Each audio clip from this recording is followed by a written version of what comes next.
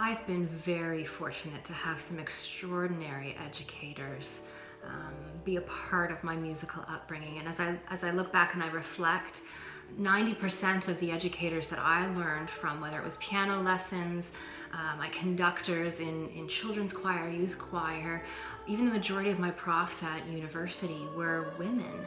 And I think what that education gave me is, the particular women that I worked with wanted their students to find connection with the music, to find connection with the composer, to find connection with each other as we studied in choir, to find connection to an audience as we were performing. And so this sort of focus on seeing yourself in the music and communicating that and sharing that with other people was a huge part of my musical upbringing, and part of, I think, one of the reasons why I write the way I do. In my own writing, I seek to encourage connection between singer and song, between singer and singer, between singer and conductor, and then with the audience, so that as we share in this musical making experience, it's not you standing alone.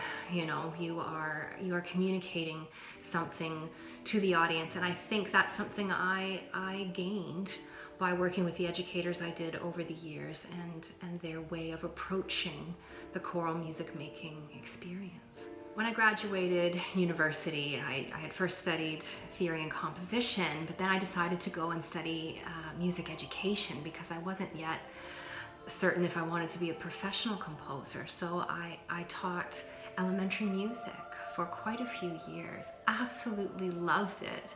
And I'm still actually a substitute music teacher in my local community. I love still getting to connect with the kids and seeing what good music can do for the sense of community in a classroom, for the sense of pride in that individual student.